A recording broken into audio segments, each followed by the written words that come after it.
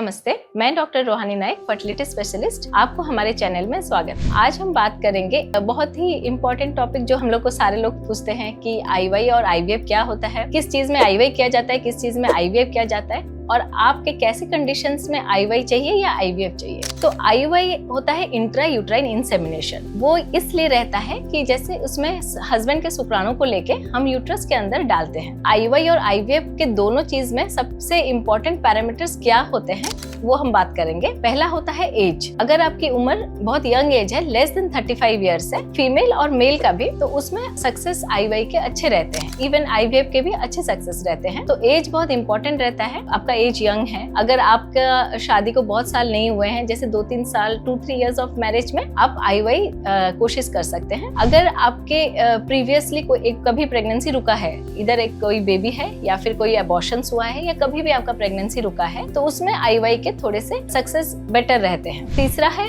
अगर आपके बहुत सालों से ट्रीटमेंट आपका हुआ है पहले, जैसे आप दूसरे डॉक्टर्स के पास गए हो, आपके बहुत सारे मेडिकेशंस या इंजेक्शंस या बहुत सालों से अगर आपका ट्रीटमेंट हुआ है, उस केसेस में आईवाई के सक्सेस थोड़े कम रहते हैं। बिकॉज ऑलरेडी आपके ट्रीटमेंट में आप बहुत सारे डॉक्टर्स ने आपको बहुत सारे दवाई दिए होंगे। अगर उसमें भी सक्सेस नहीं हो रहा है तो आईवाई में भी सक्सेस होना थोड़ा सा डिफिकल्ट होता है। फोर्थ है शुक्राणु के पैरामीटर्स। अगर आपके शुक्राणु अच्छे हैं, 10 मिलियन से ज्यादा है काउंट, मोटिलिटी अच्छी है, तो दोनों मिला के हम लोग करते हैं टोटल मोटाइल स्पर्म काउंट। अगर टीएमएससी आपकी अच्छी है, मोर देन 5 मिलियन है, तो उसमें आपके आईवाई के सक्सेस बेटर रहते हैं। अगर वो कम रहते हैं तो आईवाई तो हम कर सकते हैं, लेकिन उसके सक्सेस इतने अच्छे नहीं होते हैं। तो ये है आईवाई के पैरामीटर्स। आईवीएफ होता है इन विट्रो फर्टिलाइजेशन, जिसको हम लोग कॉमन लैंग्वेज में टेस्ट ट्यूब बेबी भी बोलते हैं। उसमें हम एग और स्पर्म को बाहर लेके फर्टिलाइज करते हैं और उस जो एम्ब्रियो बनता है उसको हम फिर यूट्रस में ट्रांसफर करते हैं। तो आईवीएफ किस किस चीज में चाहिए रहता है? सबसे इंपॉर्टेंट है फर्स्ट ट्यूबल फैक्टर, मतलब जो हम लोग का ट्यूब होता है जिसको फैलोपियन ट्यूब बोलते हैं, या एटलीस्ट एक भी ट्यूब ओपन होना बहुत इंपॉर्टेंट है नेचुरल प्रेगनेंसी और आईवाई प्रेगनेंसी के लिए। आईवीएफ प्रेगनेंसी में अगर आपका ट्यूब बंद है तो हम लोग को डेफिनेटली आईवीएफ की जरूरत है। अगर आपकी ट्यूब बंद है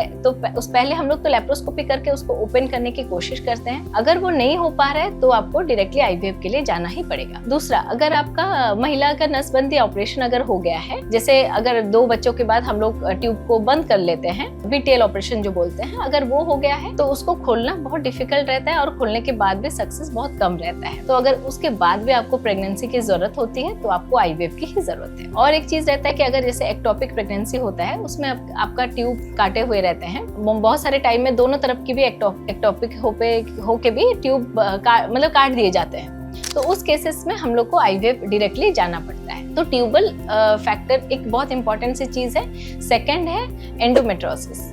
अगर एंडोमेट्रोसिस ग्रेड 3 ग्रेड 4 है तो उसमें आपकी ट्यूब ओवरी की पोजीशन सही नहीं होती है, तो उस केसेस में अगर आपको प्रेगनेंसी करना होता है तो हम लोग को आईवीएफ की ही जरूरत होती है, बिकॉज उसमें ट्यूब और टोटल एनाटॉमी खराब रहती है। और तीसरा है बहुत इंपॉर्टेंट इंडिकेशन, अगर आपकी जेनेटिक टेस्टिंग की जरूरत है। अगर आपको बहुत ऐसी बीमारी है जिसमें आप टेस्ट करना चाहते हो अपने एम्ब्रियोस को, जैसे सिकल सेल हो गया, थैलेसेमिया, सिस्टिक फाइब्रोसिस या फिर डुचेन मस्कुलर डिस्ट्रॉफी, ऐसे कई सारे जेनेटिक डिजीज रहते हैं जिसमें अगर आप टेस्ट करना चाहो एम्ब्रियो को तो आप एम्ब्रियो टेस्टिंग करके भी आईवीएफ के हेल्प से कर सकते हो।